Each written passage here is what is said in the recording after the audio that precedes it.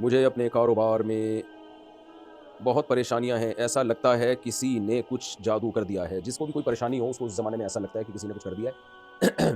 اللہ تعالیٰ تو کہتے ہیں ما یفتح اللہ للناس من رحمت فلا ممسک لها ما یفتح اللہ للناس من رحمت فلا ممسک لها وما یمسک فلا مرسل له من بعده۔ اللہ کسی کو کوئی نعمت دیں تو کسی کا کوئی دنیا کی طاقت روک نہیں سکتی، اور نعمت نہ دیں تو کوئی اس نعمت کو دلوا نہیں سکتا۔ یہ تو اللہ کا قرآن میں حکم ہے۔ تو اب یہ ان چیزوں میں پڑے رہنا بندش ہے بھائی۔ محنت کرو، کاروبار تلاش کرو، کاروبار میں پیسہ نہیں مل رہا تو ملازمت کرو، سب کو تھوڑی کاروبار میں پیسہ ملے گا۔ تو کاروبار کو ترجیح دی ہے شریعت نے، لیکن ہر ایک تھوڑی کرے گا۔ کاروبار بھی لوگوں کا جبھی چلتا ہے جب ان کو ملازم تو ملے، تو کچھ کو اللہ کاروبار کروائے گا، کچھ کو ملازمت سے روزی دے گا۔ تو جس طرح بھی ممکن ہو محنت کریں، دعائیں کریں۔ میں بھی دل سے دعا کرتا ہوں اللہ تعالیٰ آپ کو کشادہ رزق حلال نصیب فرمائے، باقی ان چکروں میں نہیں پڑیں۔ اور عامل وامل کے پاس چلا گیا وہ تو اور الو بنا دے گا۔ گھر سے مسجد دور ہے اور میں ایک فیکٹری میں کام کرتا ہوں، کیا میں سنت چھوڑ کر فرض نماز پڑھ سکتا ہوں؟ سنت موقدہ نہیں چھوڑ سکتے بھائی، کبھی کبھار چھوڑی جا سکتی ہے، لیکن معمول بنا لینا اس کا یہ ٹھیک نہیں ہے۔ مختصر پڑھ لیا کریں، لیکن سنت موقدہ بھی پڑھنا ضروری ہے۔ کتنا ٹائم لگتا ہے آپ جائیں؟ اچھا مسجد اگر بہت زیادہ دور ہے تو پھر تو جماعت کی نماز یعنی مسجد کی جماعت لازمی نہیں ہے اگر زیادہ دور ہے۔ تو اس کا ایک اندازہ یہ لگایا جاتا ہے کہ اگر بغیر لاؤڈ اسپیکر کے اس مسجد میں زور سے اذان دی جائے اور شور شرابہ بھی نہ ہو تو آپ تک آواز پہنچے گی کہ نہیں پہنچے گی۔ بعض علماء نے یہ ایک معیار متعین کیا ہے یہ جانچنے کے لیے کہ کس مسجد کو قریب کہا جائے گا، کس مسجد کو دور کہا جائے گا۔ تو اگر خاموشی کا وقت اور اس مسجد میں فرض کر لیں بغیر اسپیکر کی اذان دی جا رہی ہے، چھت پہ چڑھ کے زور سے، تو آپ تک آواز پہنچ رہی ہے، تو پھر آپ اسی مسجد کی حدود میں آتے ہیں۔ اور اس کی تائید حدیث سے بھی ہوتی ہے کہ آپ نے صحابی سے فرمایا تسمعون النداء، تم اذان کی آواز سنتے؟ انہوں نے فرمایا ہاں، فرمایا پھر مسجد میں ہی آنا پڑے گا، حالانکہ وہ نابینا صحابی تھے۔ اس سے پتہ چلتا ہے بھائی کہ جس تک اذان کی آواز پہنچ رہی ہے تو وہ، اور اذان کی نیچرل طریقے سے یعنی بغیر لاؤڈ اسپیکر کی، کیونکہ لاؤڈ اسپیکر کے ذریعے تو پھر کہاں کہاں پہنچائی جا سکتی ہے۔ تو اگر ہے تو پھر آپ کو مسجد جانا پڑے گا، اور اگر وہ نہیں آواز پہنچ رہی تو پھر مسجد کی جماعت معاف ہے۔ ایسی صورت میں پھر آپ اپنی فیکٹری ہی میں جماعت کرائیں اور کوشش کریں قریب میں کوئی مسجد کھلوائیں۔ غسل کے بعد عورت کا سطر کھل جانے سے وضو باقی رہتا ہے یا ٹوٹ جاتا ہے؟ سطر کھلنے سے وضو نہیں ٹوٹتا۔ کیا موبائل میں قرآن پڑھنے کے لیے وضو ہونا ضروری ہے یا نہیں؟ نہیں ضروری نہیں۔ مفتی صاحب میں نے آپ کی بہت سی ویڈیوز دیکھی ہیں جس میں آپ نے اللہ کو اللہ میاں کہا ہے، تو کیا ایسا کہہ سکتے ہیں؟ ضرور کہہ سکتے ہیں۔ میاں کی نسبت چاہے کوئی بھی مانا ہو، جب اللہ کی طرف نسبت کی جاتی ہے تو تعظیم مراد ہوتی ہے اس سے۔ لغت بہت زیادہ باریکیوں کو نہیں دیکھتی، زبان جو ہے زبان دیکھتی ہے لوگ اس کا کیا مطلب لے رہے ہیں اس موقع پہ۔ اکثر میں مثال دیتا ہوں، ہم کہتے ہیں فلاں آدمی اتنی صلواتیں سنا کے چلا گیا، حالانکہ صلوات کا لفظ تو درود کے معنی میں استعمال ہوتا ہے۔ نماز کی جمع بھی صلوات آتی ہے، دعاؤں کو بھی کہا جاتا ہے، لیکن ہم گالیوں میں بھی استعمال کر رہے ہوتے ہیں، ابے آیا صلواتیں سنا کے چلا گیا۔ تو چونکہ جس موقع پہ ہم یہ لفظ استعمال کرتے ہیں اس موقع پہ اس کا مطلب دعا نہیں ہوتا۔ تو لغت جو ہے نا، کوئی بھی زبان، اس میں بڑا تسامح ہوتا ہے۔ لغت کے اپنے کوئی قاعدے نہیں ہوتے، لغت یہ دیکھتی ہے لوگ کس چیز کو کس معنی میں استعمال کر رہے ہیں، تو پھر اہل لغت اسی کو قاعدہ بنا کے بتا دیتے ہیں، اسی کو گرامر بنا کے پیش کر دیتے ہیں۔ تو اس لیے اللہ کو اللہ میاں کہنے میں کوئی حرج نہیں ہے۔ بعض لوگوں نے بلا وجہ رول نکالا ہے۔ عنایت رنگریز جے پور انڈیا سے، میرے گاہک مجھے نمشکار اور جے شری رام بولتے ہیں، میں 90% تو جواب نہیں دیتا، لیکن کبھی کبھار منہ سے نکل جاتا ہے، اس بارے میں رہنمائی فرمائیں۔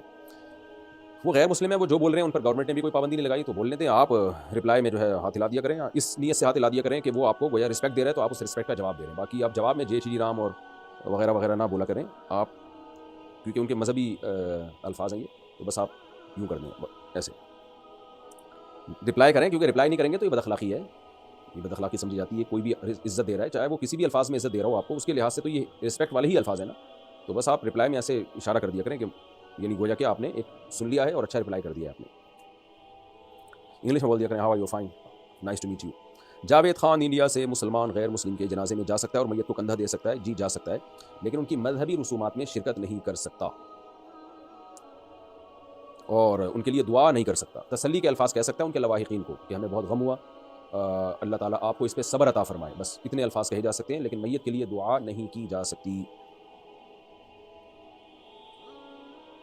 کیا جرابوں پر مسح کرنے والے شخص کے پیچھے نماز پڑھنا جائز ہے؟ سعودی عرب میں سب اس کو جائز سمجھتے ہیں، اور اوقات امامت کرنے والے بھی جرابوں پر مسح کرتے ہیں، تو اس نماز کے بارے میں کیا حکم ہے؟ نہیں، جائز نہیں ہے یہ جو دلیل دی جاتی ہے کہ ضرورت کی وجہ سے شریعت نے موزوں پر مسح کا حکم دیا ہے، تو تاکہ موزے اتارنا نہ پڑے، تو اس لیے یہاں تو ضرورت ہے، اگر ہم موزے اتاریں گے تو ظاہر ہے حرج ہوگا۔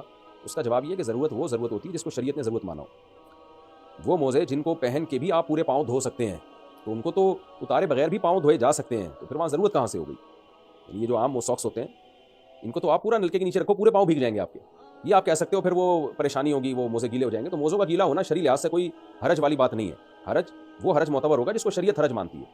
یہ جو موزے ہیں، چمڑے کے موزے ہوتے ہیں جیسے، ان میں تو حرج یہ ہے کہ ان کو اتارے بغیر پاؤں دھونا ممکن ہی نہیں ہے، لہذا شریعت نے کہہ دیا کہ ان کو پہنے ہی مسح کر لیا کرو۔ جبکہ یہ جو عام کپڑے کے ساکس ہیں ان کو تو اتارے بغیر بھی آپ پاؤں پورے دھو سکتے ہیں، تو مسح کیسے جائز ہو گیا ان کے اوپر؟ اور رہی یہ دلیل کہ نبی صلی اللہ علیہ وسلم سے موزوں پر مسح ثابت ہے، بھائی نبی صلی اللہ علیہ وسلم سے جس طرح کے موزے یا خفین پر مسح ثابت ہے وہ موزے تھے جو جوتے کا آلٹرنیٹ تھے، جوتے کے بغیر استعمال ہوتے تھے، کیونکہ یہ عبادت ہے نا، اور قرآن مجید نے ہمیں حکم دیا پاؤں دھونے کا، تو اتنا واضح حکم بہت ہی واضح دلیل سے تو چھوڑا جائے گا. جس دلیل میں کنفیوژن ہو گئی تو قرآن میں جو پاؤں دھونے کا حکم ہے پھر وہ ترک نہیں کیا جائے گا. ورنہ تو بعض لوگوں نے یہاں تک بھی کہہ دیا پاؤں پہ ٹیشو باندھ کے بھی آپ مسح کر سکتے ہیں. ان کو کیا آپ کس دلیل سے عبرت کریں گے؟ ان کو پاؤں کا صرف ڈھکا ہونا کافی نہیں ہے، وہ موزے پاؤں میں پہنے ہوئے ہوں جو جوتوں کا آلٹرنیٹ ہوتے ہیں. اس لیے فقہاء نے چاروں ائمہ نے کچھ نہ کچھ شرطیں لگائی ہیں اس پہ اپنے اپنے اجتہاد کے حساب سے، کیونکہ چاروں نے اس چیز کو ملحوظ رکھا ہے کہ بھائی جوتوں کا آلٹرنیٹ کون کون سے موزے ہو سکتے ہیں. پھر کسی نے شرط لگائی کہ نیچے بھی چمڑا اوپر بھی چمڑا، کسی نے کہا نہیں صرف اوپر چمڑا ہونا کافی، وغیرہ وغیرہ. میں ان شرطوں کی تفصیل میں نہیں جاؤں گا، لیکن یہ جو موزے ہیں جو عام موزے آ رہے ہیں تو نبی کے دور میں تھے ہی نہیں بھائی. تو نہ یہ وہ والے موزے ہیں نہ ان جیسے موزے ہیں. ضروری نہیں کہ وہ موزے پہنے جو نبی کے دور میں تھے، بلکہ ان جیسے بھی پہنیں گے تو بھی مسح جائز ہوگا، لیکن یہ نہ وہ ہے نہ ان جیسے ہیں. تو انہیں پہن کے تو کوئی بھی پیدل نہیں چلتا. تو اس لیے کوئی بھی کپڑا پاؤں میں چڑھا لو ہلکا پھلکا سا، یا ٹیشو پیپر باندھ لو، کاغذ باندھ لو، اس سے تھوڑی مسح جائز ہو جائے گا اس کے اوپر. اس لیے ہماری رائے میں ٹھیک نہیں ہے. آپ ان کے اگر یقین ہو کہ امام نے ان موزوں پہ مسح کیا تو اس کے پیچھے نماز جائز نہیں ہے. باقی فتنہ فساد نہ کریں، جھگڑا وگڑا نہ کریں، آپ اپنی نماز پڑھ لیں. اور اگر آپ نے خود نہیں دیکھا تو پھر اس کے پیچھے نماز پڑھ لیں. امام آ کے کھڑا ہوا موزے پہنے ہوئے ہیں تو آپ کو کیا پتہ کہ اس نے عام موزوں پہ مسح کیا، ہو سکتا ہے نہ کیا ہو مسح، آپ پیچھے نماز پڑھ لیں اس کی. ہاں جب پتہ ہے کہ انہوں نے عام موزوں پہ مسح کیا پھر نماز نہ پڑھیں. یہاں بعض لوگ ایک سوال کرتے ہیں کہ اس سے تو امت میں اختلاف پیدا ہوگا. بھائی اختلاف پیدا ہو رہا ہے امام کے عمل کی وجہ سے. اگر امام صاحب کی رائے یہ ہے کہ ان موزوں پہ مسح جائز ہے تو اپنے جب انفرادی نماز پڑھیں تو پڑھ لیں. جب آپ امامت کریں تو آپ کو جمہور کی رائے کا احترام کرنا چاہیے. جمہور علماء فقہا وہ تو اسی کے قائل ہیں کہ بھائی ان پہ مسح جائز نہیں ہے. تو آپ کو چاہیے مقتدیوں کی آپ رعایت کریں کہ میرے اس طرز عمل سے بہت سارے لوگ نماز سے کٹ سکتے ہیں، یا نہیں بھی کٹیں گے تو ان کو وہم اور کنفیوژن تو ہوگی نا کہ پتہ نہیں ہماری نماز قبول ہو بھی رہی ہے کہ نہیں ہو رہی. تو آپ سیدھا سیدھا پاؤں دھو کے آ جاؤ، یا وہ موزے پہن کے مسح کر لو کہ ان موزوں کے مسح کرنے سے سب کے نزدیک نماز جائز ہو جاتی ہے. تو امام کو تو اس کا بڑا خیال کرنا چاہیے کہ اس طریقے سے نماز پڑھے کہ پیچھے سب لوگوں کے نزدیک اس کی نماز ہو جائے، تاکہ پیچھے لوگ مقتدیوں میں خلفشار پیدا نہ ہو، کنفیوژن پیدا نہ ہو.